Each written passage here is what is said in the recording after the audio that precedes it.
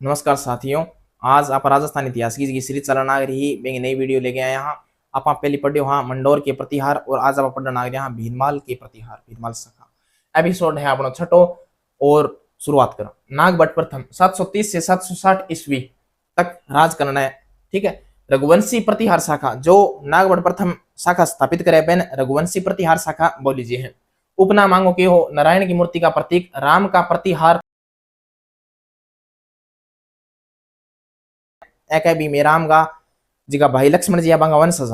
ठीक है। क्षत्रिय ब्राह्मण की यहाँ अंगो जी का वंशज यानी जो संस्थापक हरिश्चंद्र भाई भी एक विद्वान ब्राह्मण तो ये क्षत्रिय ब्राह्मण हो गया। बाकी पत्नी भद्रा जी की क्षत्रिय रानी ही बंगा 4 पुत्र हा तो बहु है उत्पन्न हो तो क्षत्रिय ब्राह्मण हो गया। इंद्र के दम्भ का नाशक बियान कई जे है। जालोर के प्रतिहारों का संस्थापक नागभट्ट प्रथम को कहा जाता है।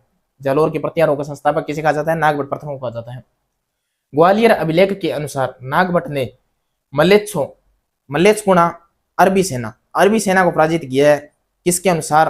ग्वालियर अभिलेख के अनुसार। और ग्वालियर अभिलेख को लिखाते कौन है? आगे मिहिर भोज लिखवाते हैं।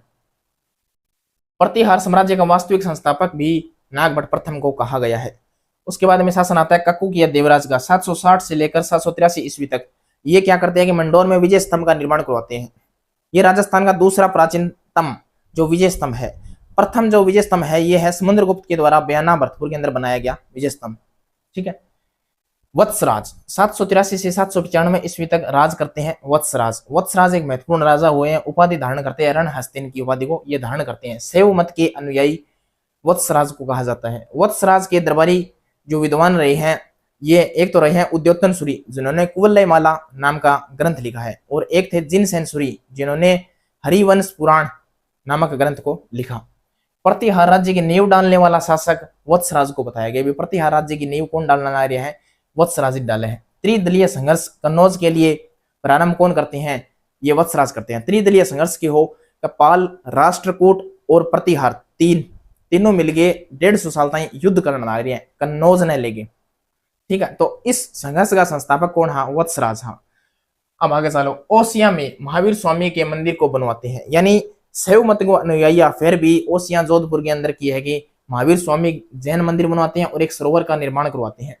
उसके बाद में पश्चिमी भारत का प्राचीनतम जो जैन मंदिर है ये वत्सराज के द्वारा बनाया गया महावीर स्वामी का मंदिर है ओसिया जोधपुर के अंदर। महत्वपूर्ण प्रश्न बनता है ये मंदिर और मस्जिद जैसे प्रश्नों के अंदर।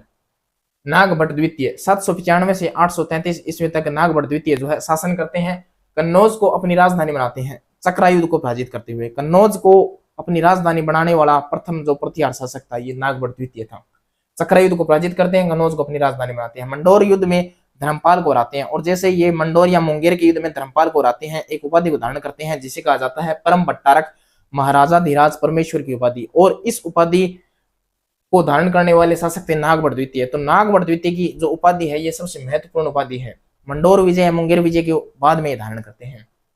मिहिर भोज 836 से 885 ईस्वी। इनके जो उपनाम है भोज प्रथम आदिवराह प्रभास पटन विष्णु के उपासक के कारण इन्हें कहा जाता है। प्रतिहारों में सबसे शक्तिशाली शासक इन्हें बताया गया है। प्रतिहारों में सबसे शक्तिशाली शासक मिहिर भोज को ही बताया गया है। और ये अपने पिता रामभद्र की हत्या करते हैं और एक पितृहंता शासक के रूप में राज करते हैं। लेकिन मालदेव की तरह ये भी एक शक्तिशाली शासक हुए हैं। उत्तर भारत का सबसे शक्तिशाली शासक उन्हें अपने समय का बताया गया है।